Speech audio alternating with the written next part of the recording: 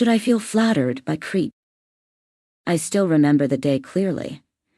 My intentions for that afternoon were so simple that it almost felt unfair how the events unfolded. I was heading out for a grocery run, one of those longer errands where I might browse more than the essentials. Sometimes I did that.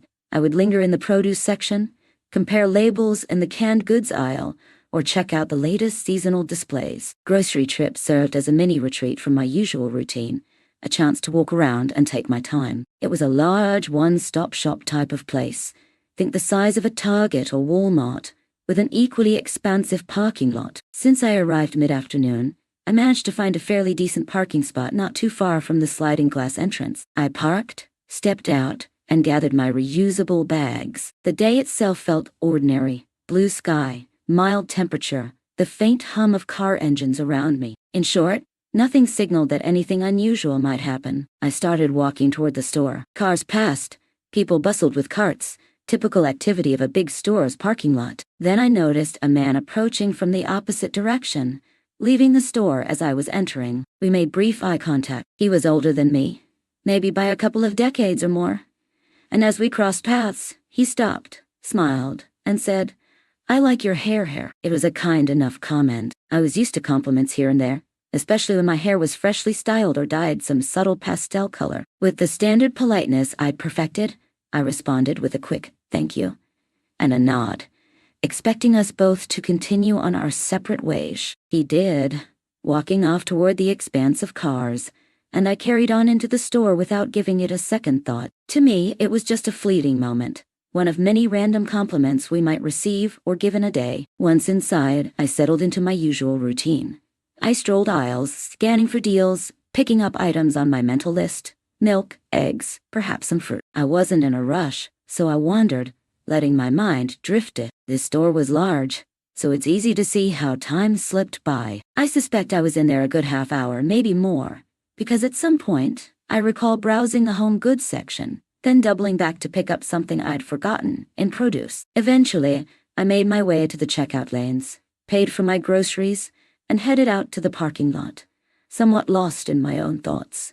As I often am during mundane tasks, it never occurred to me to be on alert, or to look around for anyone in particular. In my mind, the short encounter with that older man had been a blip, a casual pleasantry that had no reason to linger. Little did I know, he had not left. My sense of normalcy shattered the moment I reached my car. I stopped at the trunk, placing my bags down, and began transferring groceries in an attempt to keep the fragile items separate from the heavier stuff. The day was bright, but a bit of adrenaline flickered through me when I noticed a car pulling up behind mine, blocking me in aisle. I glanced up. To my unease, it was the same man from earlier, behind the wheel of his vehicle. A wave of confusion hit first. Had he just happened upon me by chance? Then a chill settled in as I realized he must have been waiting. He rolled down his window, calling out to me, trying to initiate a conversation. My heart quickened. The angles of his car and mine left me feeling trapped. My vehicle was oriented so that his front bumper aligned with the rear of my car,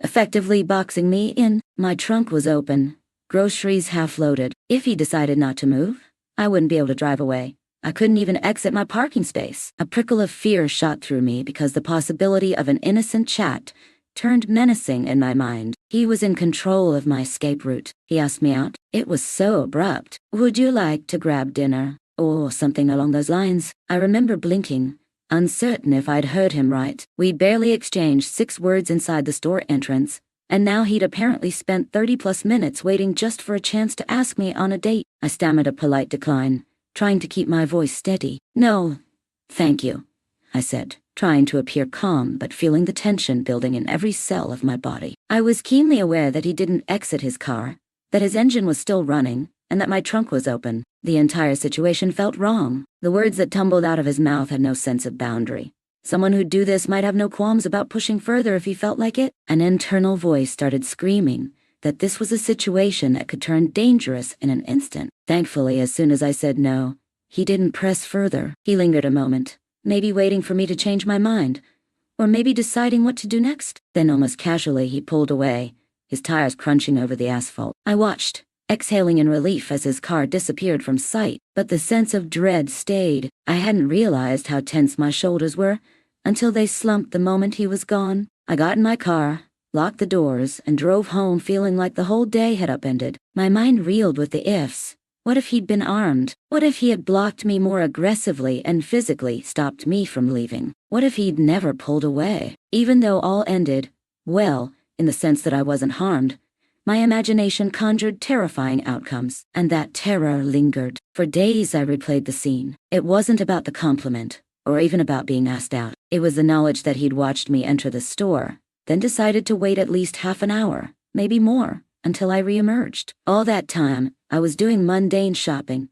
none the wiser that outside, someone I'd hardly spoken to was lingering, presumably scanning the crowds at the exit, hoping to spot me. I realized how easily I could have been cornered. In fact, I felt cornered. That's what jolted me the most. How little control I had in that moment when he pulled up behind me. After that, for a while, I avoided shopping alone at that store. I asked friends or family to come with me. I changed my routine, visited during more crowded times, and checked over my shoulder in the parking lot. The fear stung my everyday sense of freedom. Some nights, as I'd unload groceries, I'd glance around, worried someone might be lurking. I'd keep my keys clutched in a defensive grip, an emergency measure. The rational side of my brain acknowledged that it was unlikely he'd reappear, but the emotional side felt the chills. My confidence about traveling alone or running errands on my own took a significant blow. Weeks or months later, I was chatting with a friend of mine, a man in his 50s, in a conversation about strange experiences at big retail stores,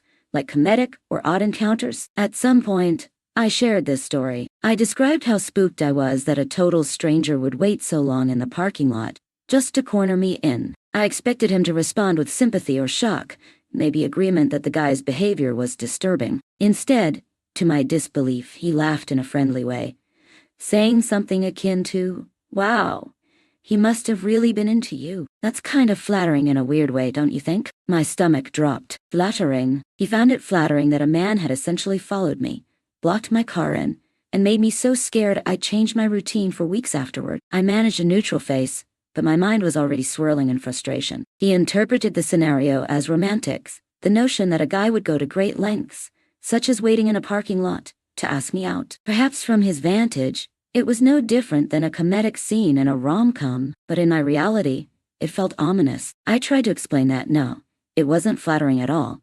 It was terrifying. He waited for me. "That's not spontaneous or sweet. It's invasive," I said. It wasn't like he caught me in the moment to say hi again. He'd intentionally parked in a spot from which he could watch the door, scanning every person who exited until I showed up. And then he physically blocked me in. That's unnerving. My friend then paused, noticing the seriousness in my voice. He admitted he'd never felt that kind of fear in a parking lot. He'd never been cornered. Never worried about someone physically restricting his ability to leave. "I guess I never thought of it that way," he said. "No one's ever done that to me. I have guns at home. I don't really get spooked by random folks, you know." He sounded genuinely perplexed. We spent the next few minutes breaking down the differences in how we moved through the world. I told him that, as a younger woman, approaching or passing strangers sometimes triggered internal alarms, especially if they lingered. We learned to be on guard in deserted hallways, dark parking structures, or lonely sidewalks. He nodded, eventually seeing that for him, being approached by a random stranger might be a mild annoyance or a bizarre anecdote. But for me, and many women, such an approach can feel like a genuine threat. He admitted that, from his perspective, the man's persistence sounded like an extreme version of shoot your shot, maybe misguided but not menacing. Only after our deeper conversation did he realize how crucial the context was. It wasn't a quick chance meeting. It was a stakeout. It changed the dynamic from a harmless ask-out to a premeditated trap, even if the man's intentions ended up being just a date request. I mulled over how easily we can exist in separate realities. My older friend saw the scenario initially as a compliment.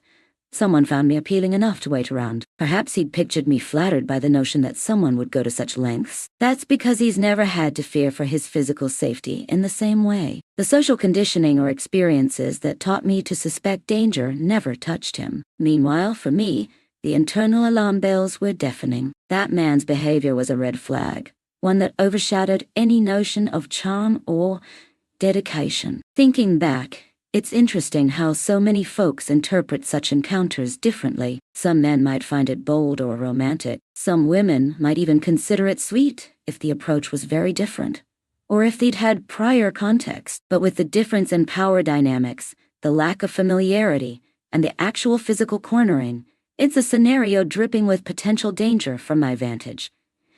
The illusions of safety can shatter instantly when you realize you can't easily get away if the other person chooses to escalate. Now, after reflecting on all this, I see how normal it is for men to minimize these experiences, labeling them as flattering or trivial. They seldom carry that primal fear. They rarely walk through an empty lot with their keys poised between knuckles, or check over their shoulder to ensure no one is following them home. My friend used the phrase, "never had that feeling," like it was an alien concept, because for him, it was. The conversation ended with him acknowledging that it must have been frightening.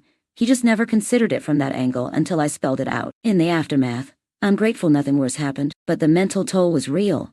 I changed my errands, avoided certain store hours, double-checked I wasn't tailed when I left. That's the ripple effect of one small, flattering incident. A single moment can rewrite how you approach everyday tasks. And ironically, some outside observers might still wonder what the big deal was. That's the part that stings the most.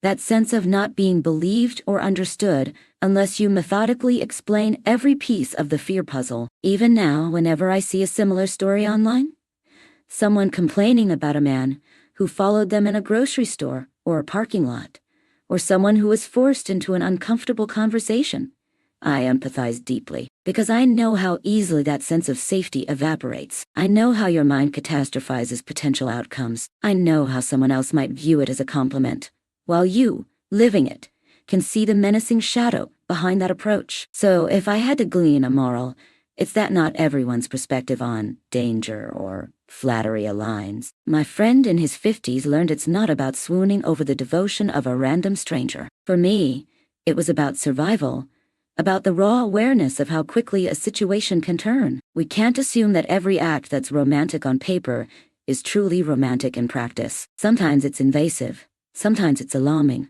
and the line between those interpretations hinges on whether you've historically felt safe or not. Looking back, I also realize how many mental leaps I made at the time to remain polite. I responded courteously to the man's compliment. I made small talk for a fleeting second, even while my heart hammered, because we're taught not to escalate or provoke. We hope to appease, to keep the tension low, to quietly slip away from confrontation. That dynamic itself reveals a larger social script many women adopt for safety. Would I handle it differently now? Possibly I'd keep my guard up the moment I recognized him from earlier, or I'd wave someone over for help. But in real life, you never know how things will unfold until they do. Years later, if I mention this story, some people might still say, well, he was just smitten. Right, and maybe that's true in his mind, but I also know the emotional aftermath he left me with me. Whether or not he intended harm, it was undeniably creepy, and to me, that man in the parking lot became a symbol of how fragile the boundary can be between a harmless compliment and a potential threat. As for my older friend, I heard from him after he mulled our conversation over. He told me he brought up my parking lot encounter with a female colleague of his who responded, "Yes, that's terrifying. I've been in a similar situation." He said hearing it from multiple perspectives solidified his understanding that such incidents can't be chalked up as flattering. He realized that, as a man who's rarely felt physically endangered by an unwanted approach, he'd never needed that heightened sense of caution. Now, he's more inclined to believe women outright when they describe these experiences, and less likely to wave it off as a twisted sort of compliment. In the end, it's an illustration of how different life can be from one vantage point to another. What a man might see as a bold romantic gesture, I saw as a menacing cornering. Each perspective stems from how often we felt physically safe in everyday life. And if there's something to take away, it's that these differences in perception matter. We should acknowledge them, talk about them, and believe them, because while it might be just a story to someone, for the person who lived it, it can be a memory, forever etched with adrenaline and fear. And that's not flattery, it's the opposite.